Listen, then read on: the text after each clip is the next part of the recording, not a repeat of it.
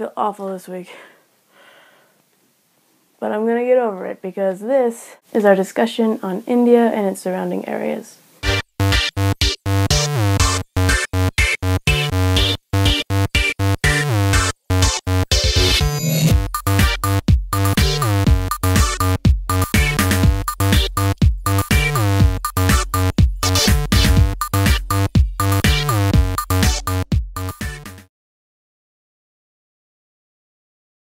I was really excited to do this video because I am in love with India.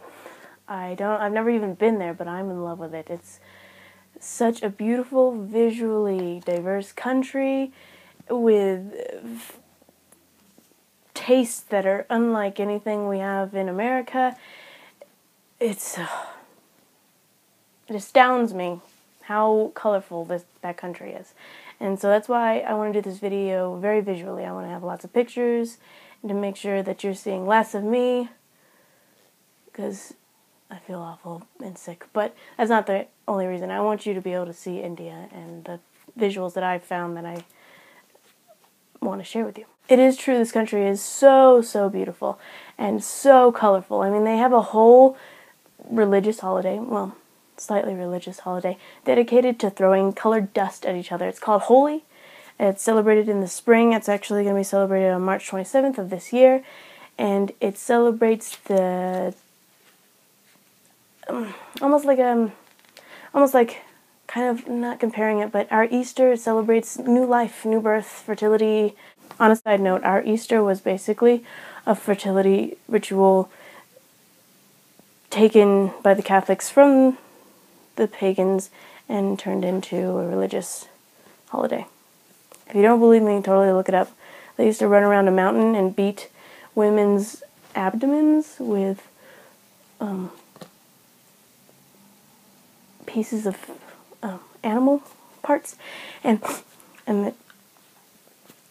yeah, I'm not making this up. I learned it from my Latin teacher, I swear. One of the things that makes India so unique, I would say, is their traditions in dance and music. They have a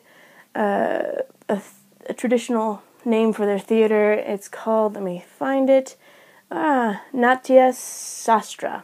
Not pronouncing that correctly, but it's okay. I'm not Hindu. It was basically written from 200 BCE until 200 AD or CE, and it's written in ancient Sanskrit. One of the dances depicted, there's 8 traditional dances or classic Indian dances. One of them is called Odissi, and one of my personal favorite Bollywood actresses, Rani Mukherjee, is well trained in this dance and does it very well. Not only is their art beautiful, as in performing arts, but their language. Have you seen the way these people write? It's, I mean, it's an art in itself. The Japanese people are very into calligraphy, and in India, the way that they write, even in Muslim countries, Urdu is a very beautiful language when it's written in their original language. You can't understand this language unless you're trained by someone who understands it. I personally will never be able to write it. It's true. Don't even say you can do it. Don't do that. No, because it's not true. I will never be able to do it. Now, the best part, and the part that we as Americans, or as anybody who's not in India, can experience Indian culture is through their food. Oh my gosh. Again, I'm in love with this country just because they have such fantastic tastes in almost everything. When you experience Indian food in America, definitely in England, where the English have taken Indian food and kind of changed it. What they've changed it to be is a meat-based, and in India, most people are going to be close to being vegetarian. The Muslims are not going to eat pork, and the Hindus are not going to eat beef. They're mostly going to be eating rice with naan and curry paste, and oh God, my mouth is watering. Oh. As I talked about food, you heard me mention that they're going to be almost vegetarian because of religious duties. 80% of India is Hindu.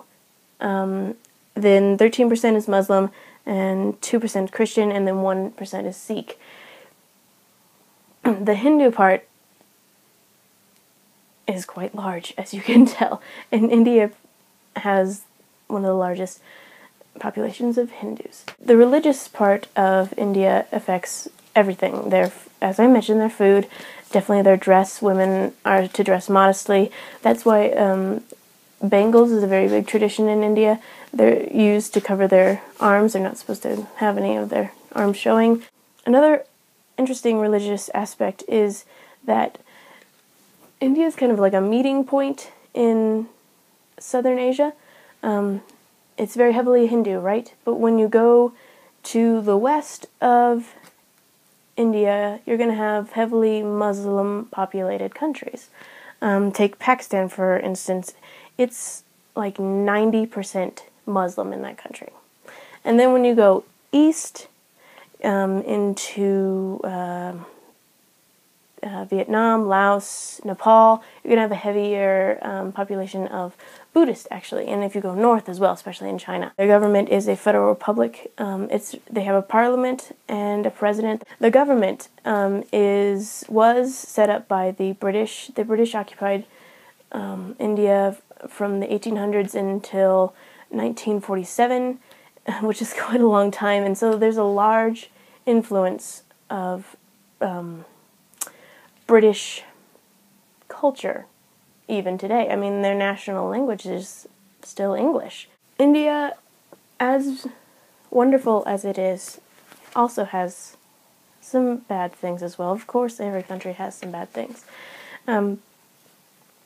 India was, or still is, a part of a caste system, meaning that there are people that are very low who will never be able to raise up to a higher standard of living, and then there are people that are born with a silver spoon in their mouth, as you might say. It's similar to the European feudal system. If you're born a serf, you're going to be a serf for the rest of your life. If you're born a prince, you're going to be able to become a king and have a pretty good life. So in India, the poverty rate is quite large. They have a population, this is as of July 2012, of 1,205,073,612 people. And out of those people, their population of poor people make up 1/3 of the world's poor population. A big thing that India is dealing with right now, because they kind of have this dichotomy of the old way and a newer way. And neither way is good, because both ways have issues, right? The old way was arranged marriages, and the family picks the husband, and that's it, and you live with that man. Today they're having a lot of issues with women being married off for money, and then the man selling the woman to be a sex slave. They have a huge red light district that's just full of these women who have children and who are suffering a life they were probably not meant to live because they were sold by some man. It's so sad. Marriage is a huge issue in India. Watching their movies, you can tell that it's something that they're kind of dealing with right now. They have two categories: love marriage or arranged marriages, and that's it. A love marriage can be quite dangerous. There's this group called the what are they called? Oh God, I had it earlier. It's a group called the Love Commandos.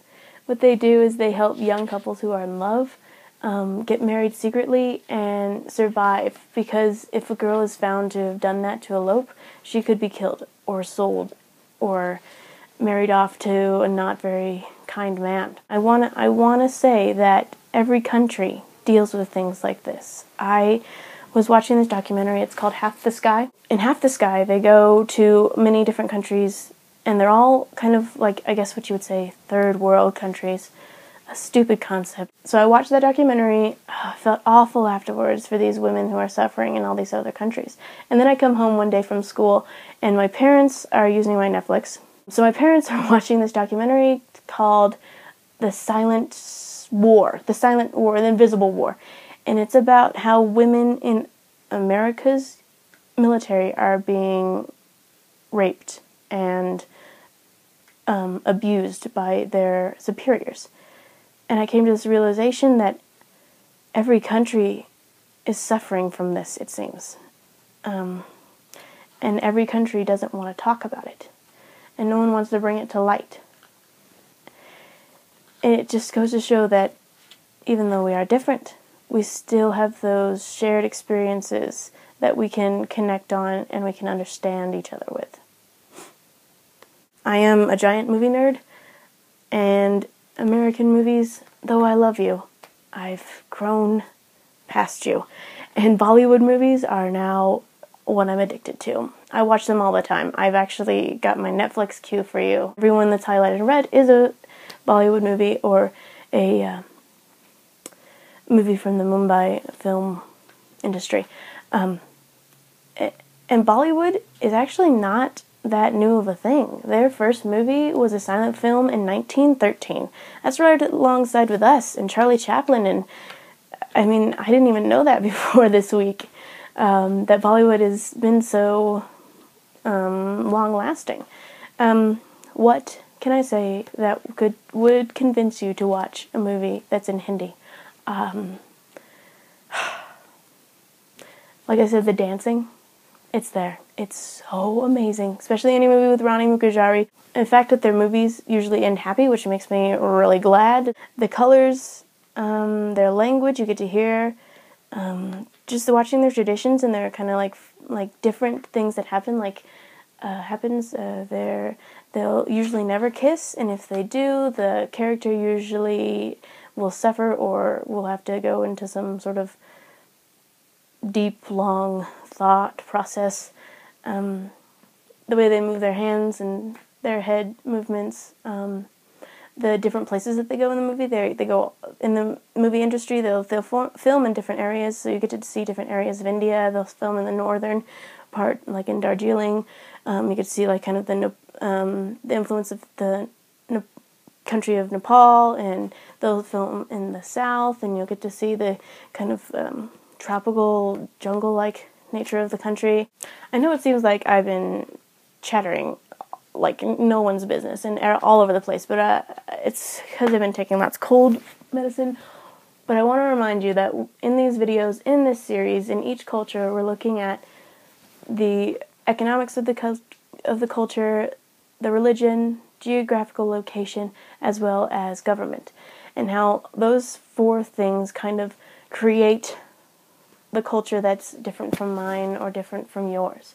Being sick this week got me thinking about shared experiences. I mean, how do other people deal with being sick in other countries? Do they eat chicken noodle soup and lay around in their houses in their pajamas?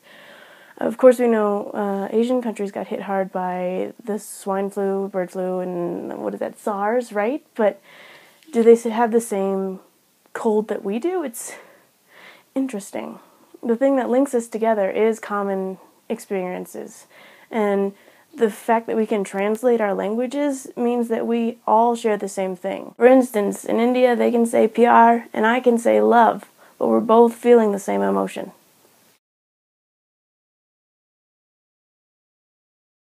Alright, so I've given it a lot of thought, and next Tuesday, for our next installment in the series, I think we're going to look at this chunk of land right there, this continent, Africa.